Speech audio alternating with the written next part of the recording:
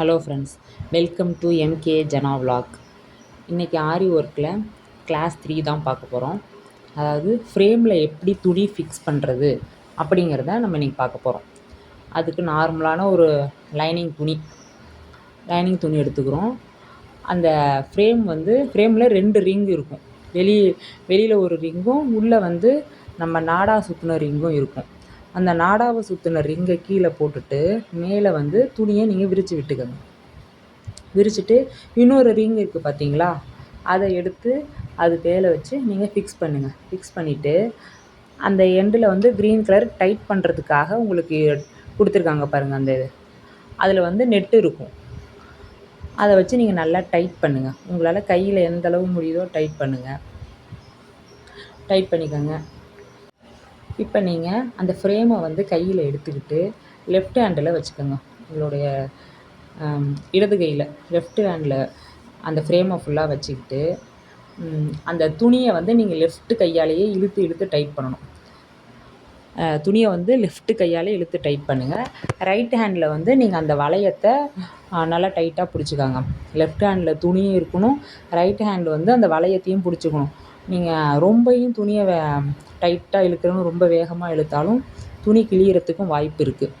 அதனால் ரவுண்ட் ஷேப்லேயே சுற்றியே நீங்கள் பொறுமையாகவே இழுங்க. பொறுமையாகவே நீங்கள் துணியையும் இழுத்து டைட் கொடுத்துக்கணும், அந்த வளையத்தையும் பிடிச்சிக்கணும். நீங்கள் துணியை வேகமாக இழுக்கிறேன்னு ரொம்ப ஃபோர்ஸ் பண்ணி இழுத்திங்கன்னா துணி கிழியறதுக்கும் வாய்ப்பு இருக்குது. வளையம் டக்குன்னு கயண்டும் வந்துடும். நமக்கு 2 வளையம் கையோடு வந்துடும். அதனால் வளையமும் அந்த கலடக்கூடாது, துணியை கிழியக்கூடாது.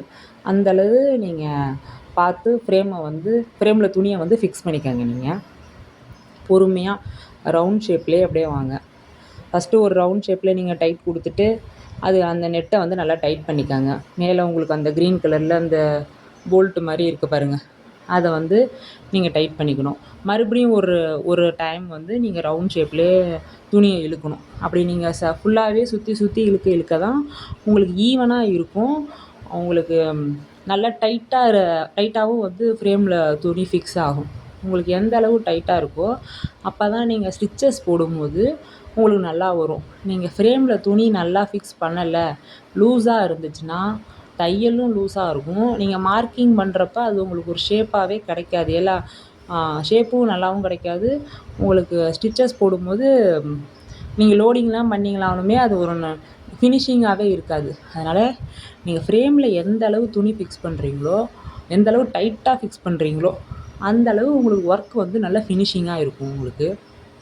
இப்போ பாருங்கள், நான் முடிஞ்ச அளவு நல்லா டைட்டாக ஃபிக்ஸ் பண்ணியிருக்கேன். இந்த மாதிரி நீங்கள் ஃபிக்ஸ் பண்ணிக்கோங்க.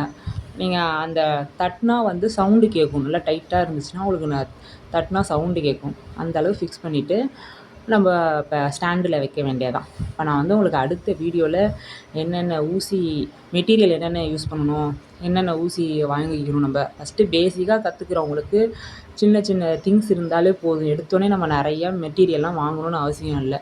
ஸ்டாண்டு, ஃப்ரேமு, ஊசி, இது ஜரி த்ரெட்டு, அந்த மாதிரி கற்றுக்கிறதுக்கு ஸ்டார்டிங் கொஞ்சம் நீங்கள் ஜாமான் வாங்கி ஃபுல்லாக நீங்கள் போடுற மாதிரி பார்த்துக்கலாம். உங்களுக்கு நான் அடுத்தடுத்த வீடியோஸில் ஆரி ஒர்க்கில் எப்படி போடுறது அப்படிங்கிறத நான் சொல்லித்தரேன். எனக்கு தெரிஞ்சதை நான் உங்களுக்கு சொல்லித்தரேன்.